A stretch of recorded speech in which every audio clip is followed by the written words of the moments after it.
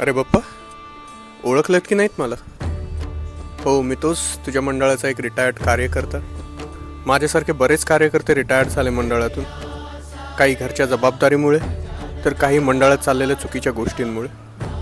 आजकाल गणेश मंडळांचा उपयोग फक्त स्वतःचं नाव मोठं करण्यासाठी किंवा स्वतःचा वैयक्तिक स्वार्थ साधण्यासाठी केला जातो. मंडळाच्या नावाने जागा भाड्याने द्यायची, त्याची कमाई अध्यक्ष आणि खजिनदार यांच्या खिशात जाते. त्या कमाईचा मंडळाला कितपत उपयोग होतो हे कोणास ठाऊक.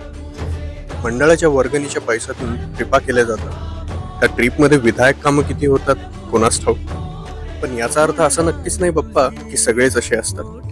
अजूनही तुझ्यासाठी मनापासून काम करणारे कार्यकर्ते आहेतच की. बाप्पा, मंडळातून रिटायर्ड झालो असलो तरी घरच्या गणपतीची पूजा करताना तुझीच आठवण येते. गणपतीतल्या त्या 10 दिवसात एकदा का होईना, लांबून का होईना, तुझं दर्शन मंडळाबाहेरून घेतो.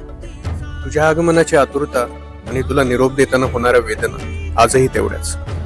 तुझाच एक रिटायर्ड कार्यकर्ता.